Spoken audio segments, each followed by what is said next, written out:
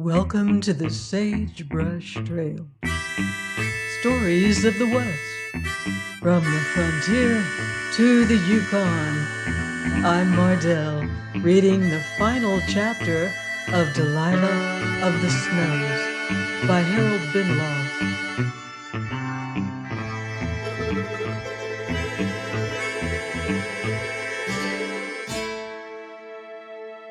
Chapter 32.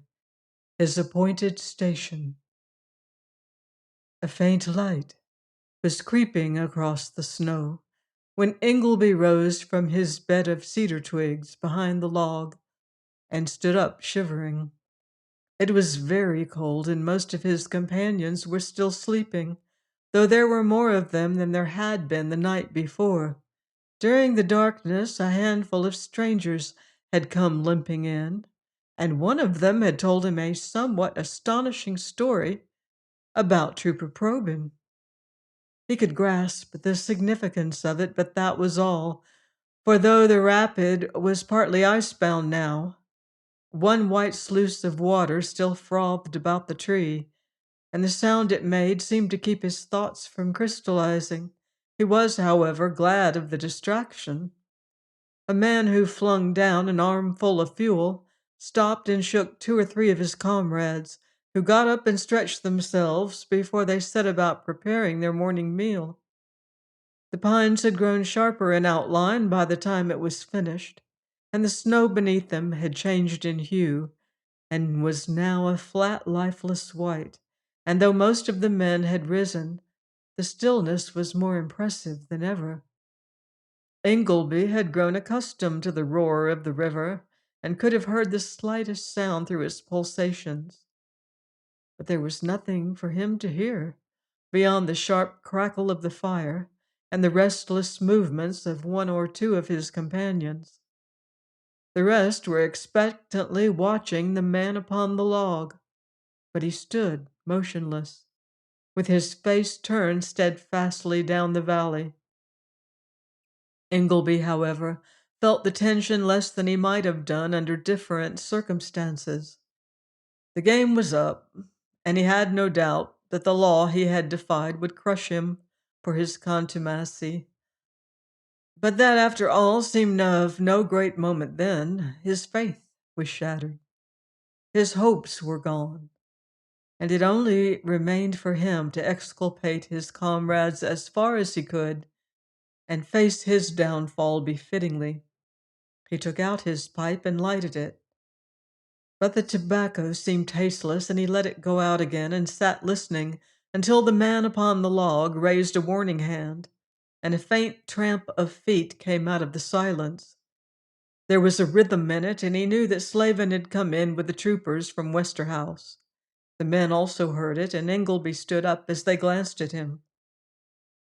"I'm afraid you have gained very little by listening to Sewell or me, boys, but it might save confusion if you still leave me to do what I can for you," he said. "The police will be here in 2 or 3 minutes, and somebody must speak to them." There was a little murmur from the men, which suggested sympathy with and confidence in him. Then one of them, who was an American, waved his hand. "Mr. Ingleby will go right ahead, and you'll find us behind him, whatever he does," he said. "It isn't his fault this thing didn't quite pan out as we had figured. He's here just where he's wanted to see it out with us, and anyway, it's a big, cold bluff he and the rest of us, and a handful of placer miners of no account, have put up on the British Empire. We're beat, but the man who wants anything has got to show he means to have it. And they'll listen to the others because we shut our fist." Again there was a murmur, harsh but expressive, and the man upon the log looked down. "They're taking front among the firs," he said. "There's a stranger who must be slaving with them. I guess they'll be wanting you." He sprang down, and Ingleby climbed up on the log.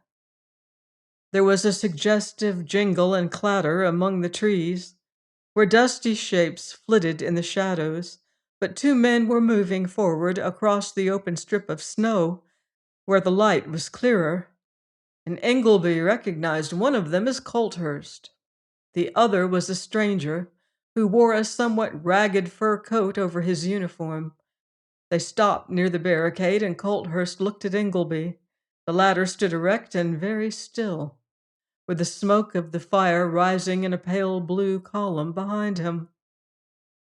"I presume you're there to speak for your comrades," said the major.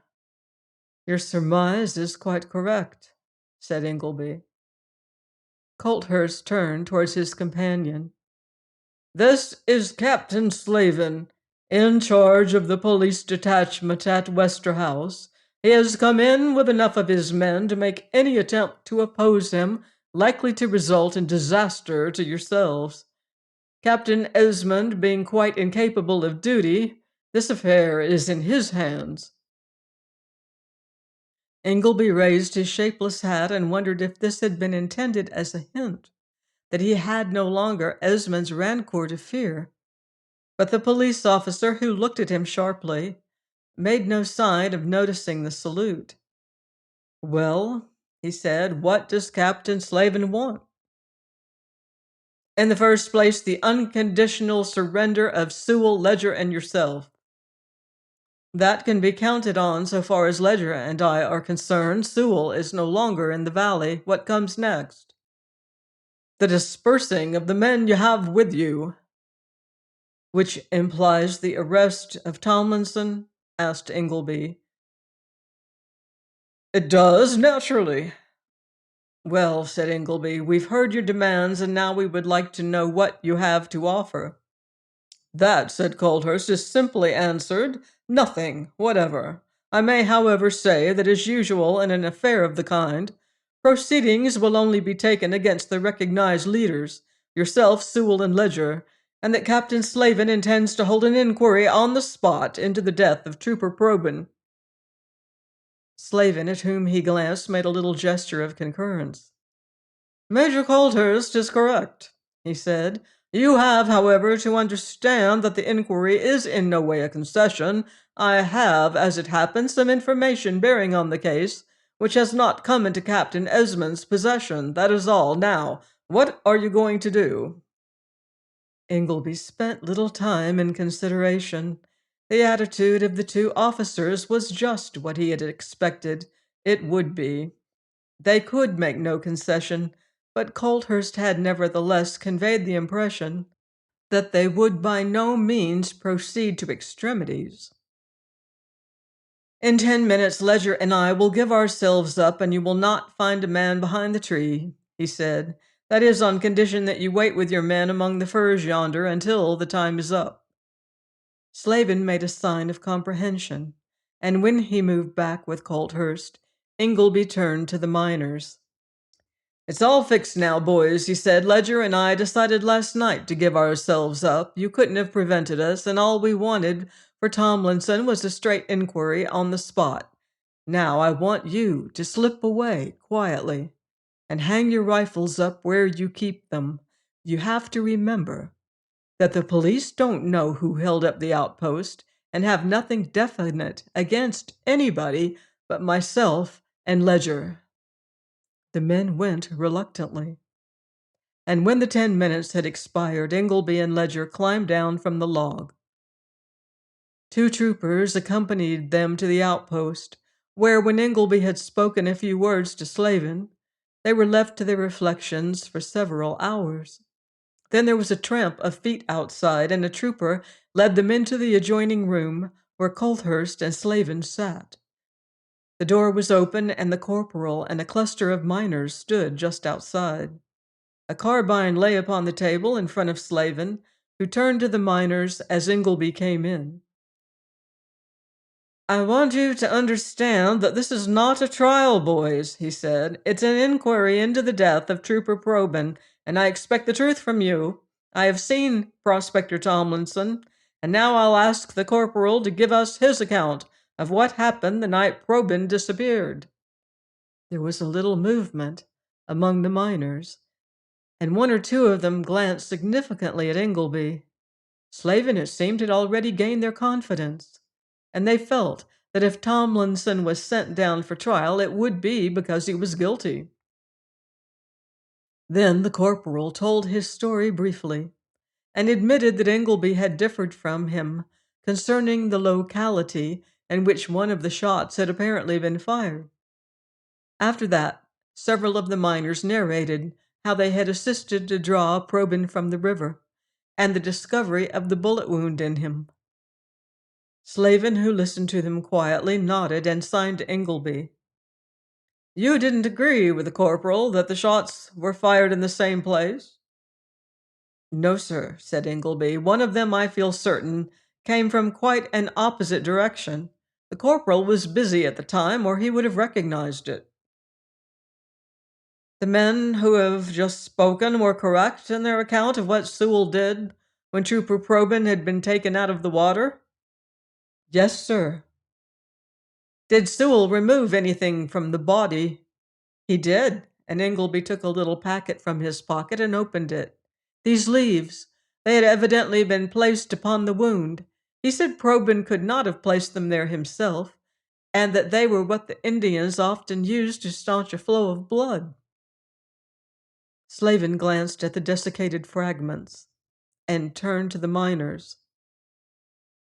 "Have any of you heard of the Indians using a plant for that purpose?" "I guess I have," said one. "One of them tried to fix up a partner of mine who'd cut himself chopping with the thing. It didn't seem to work on a white man." Slavin nodded. "I believe there is such a plant," he said. "Now, so far as we have gone, circumstances seem to point to Probyn having been shot by a man who afterwards tried to save him. He used a plant that only the Indians seem to believe in. Now come right in, Corporal. Do you recognize this carbine?" A trace of astonishment crept into the corporal's face as he took up the weapon. "Yes, sir," he said, "it's Probyn's. Am I quite sure I know the number? And that dent under the barrel. He fell and struck it on a rock one day when I was with him." "Well," said Slavin, who took out a little book, "that's all I want from you. Now, boys, this inquiry is in my hands, but I don't know of any reason I shouldn't read you a little statement that was made on oath to me by a prospector who brought this carbine into Westerhouse Gully. I was working on a bench claim back under the range when an Indian came along," he said. "He had a carbine with him, offered to sell it me for tea and flour as he was lighting out of the country. This is just what he told me. He was hired to take 2 troopers from Green River across the range and was waiting for them just after sundown. He'd heard a black bear moving round. A black bear doesn't worry much about the noise he makes, and when something came smashing through a thicket, he loosed off at it. It was getting kind of dark, and when he clawed into the thicket, he found he'd got the trooper, who, as the trail was steep there, had left his horse. Did what he could to save him, but the man died, and the Indian got scared that the folks he pitched the tale to wouldn't believe him. That was why he dragged the trooper under a big rock by the river and put some stones and branches on him. Somehow the horse got away from him, though he fired at it. He didn't want that horse walking round making trouble. I gave him the flour and tea and kept the trooper's carbine." Slavin closed the book and looked at the men. "Now," he said, "who would you say killed that trooper?" "The Indian, sure," said somebody, and there was a murmur of concurrence from the rest. "Well," said Slavin dryly, "I believe he did. Anyway, no proceedings will be taken against anybody in this valley. Tell the boys to light out, Corporal." The miners went away contented. They understood and appreciated men of Slavin's kind. Then the latter turned and looked reflectively at Ledger and Ingleby. "It's quite a good thing you had the sense to keep the boys off their rifles," he said. "If there had been any shooting, you would have found yourselves unpleasantly fixed." His face was quietly grave, but there was the faintest suggestion of a twinkle in Colthurst's eyes. "I at least saw no weapons among them," he said. "Well," said Slavin, "that simplifies the thing. Still, you see, You can't go holding up police outposts and heaving troopers about with impunity. Where's the man who set you up to it? I almost think it was the drift of circumstances rather than Mr. Sewell that was to blame, said Ledger. Anyway, I expect he is a considerable distance from the valley by this time. In fact, it's scarcely likely that you could overtake him, and there's nothing to show which trail he has taken. It occurred to Ingleby that it was somewhat astonishing that such a capable officer as Slavin appeared to be had allowed so much time to pass before he asked the question. That, however, was Slavin's business. Well, said the latter, if I had a little more to go upon, I might make quite a serious thing out of this. As it is, all I'm very sure about is that you and your partner conspired to prevent the troopers getting at Tomlinson. But as Tomlinson didn't kill Probyn, that doesn't count for so much after all. Still, we have no use for you up here just now, and you have 2 days in which to clear out of the valley. Tomlinson will get his ticket too when he's able to take the trail. That would mean the sequestration of our claims, said Ingleby. Exactly. You're not compelled to go. Stay right here if you'd sooner, and take your chances of any charge I may be able to work up against you. Ingleby looked at Ledger, who made a little sign.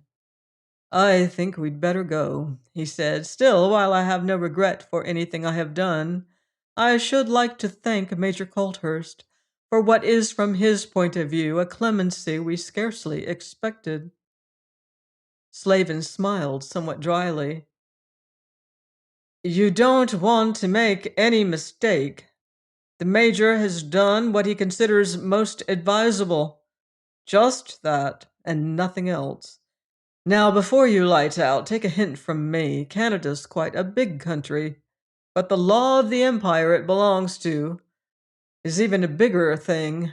You've come off pretty well this time, but don't try it again. Ingleby made Colthurst a little grave inclination. In spite of Captain Slavin's explanation, I feel we owe you a good deal, sir, he said. Still, I think he's right in one respect. We attempted too big a thing. Henceforward, we'll go to work little by little in a different way. We have taken the wrong one, but the hope that led us into it is just as strong as ever. Colthurst smiled a little. Long before it's realized, you and I will be dead. If I ever come across you again under different circumstances, it will be a pleasure, he said. Ingleby turned and went out, taking Ledger with him, but he left the latter among the pines and swung into the trail that led past the Gold Commissioner's dwelling.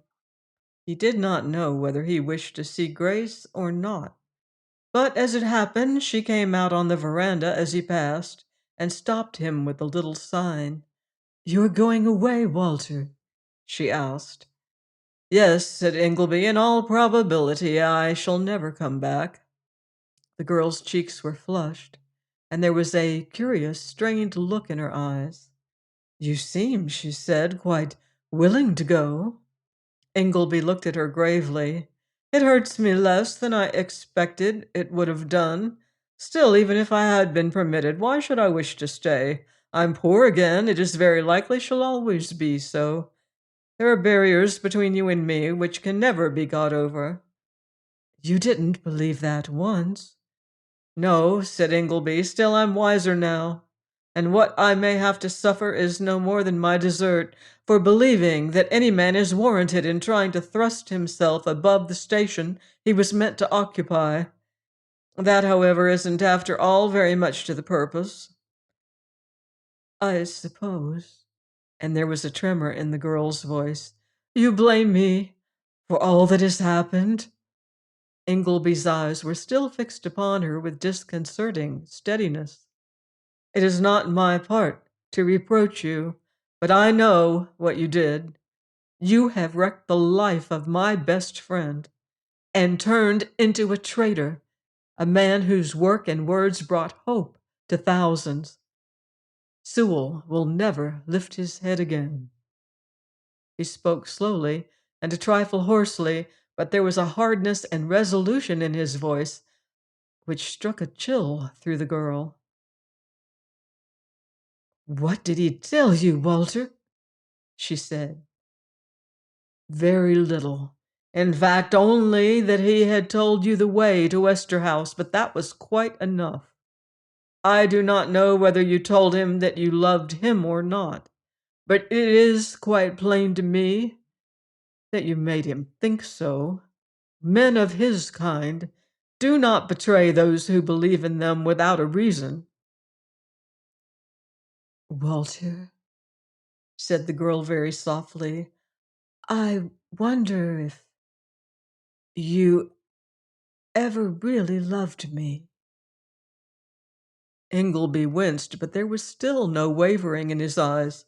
"I do not know," he said. "You are the most beautiful woman I ever met, and I believed I did.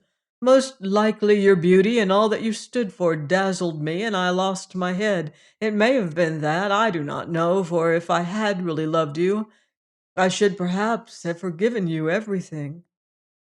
"And that is too much for you?" Ingleby stood silent a moment. "If you had loved me, you would never have betrayed me. I am afraid that it is." Grace looked at him steadily, with the color in her cheeks, and her voice was a little tremulous. "Perhaps I wouldn't. Like you, I do not know." Then she held out her hand. "Don't think too hardly of me. Goodbye, Walter." Ingleby touched her fingers, for he dared not trust himself further, and swinging his shapeless hat off, abruptly turned away, while Grace stood very still until the shadows of the pines closed about him. And that was the last she ever saw of him. It was half an hour later when he walked quietly into the bakery and came upon Hetty getting her few belongings together. "I've come back to the people and the place I belong to. You will not turn me out," he said. Hetty's eyes shone softly. "We've been waiting for you, Walter. We knew you would come. Still, I'm not sure you can ever get quite back to where you were before." Ingleby saw her meaning, for he remembered the locket, and it seemed that Hetty knew what he was thinking, for a little color crept into her face. "Well," he said, "I will be patient and try very hard." Then he heard footsteps, and going out met Ledger at the door. The latter turned and came down the trail with him. "We're taking the trail tomorrow. Are you coming with us?" he said. "Of course," said Ingleby, looking at him in blank astonishment. "In that case, there is something to be said, and it is difficult, but Hetty is my sister, after all. Do you know who gave her that locket?" "I did," said Ingleby, "a long while ago, but I never fancied that she kept it. Tom, I do not know what your sister thinks of me, but she can't think more hardly of me than I do. Still, there may be one or two other colossal idiots of my description." "It's quite likely," said Ledger dryly. "That, however, isn't very much to the point, is it?" Ingleby stood silent a moment. "Tom," he said, "as you found out, it's difficult. And I don't understand the thing myself. Perhaps Miss Colthurst dazzled me. I've been off my balance ever since I came into this valley, but I know now that if I ever marry anybody, it will be Hetty. That's a very indifferent compliment to your sister. She will probably be a very long while forgiving me, but I may perhaps at last persuade her to believe in me again. Now, are you going to turn me away?" "No," said Ledger. "After that, I fancy we can face together what comes." It was early next morning when they left the valley with an escort of 20 miners to help them across the divide. And Hetty stood by Ingleby's side when they turned for a moment to look back from among the climbing pines. Then, as they turned again, Ingleby met the girl's clear eyes. "It may be a long while, Hetty, but I think I shall get quite back after all," he said. "It was in ever wanting to go away that I was horribly wrong."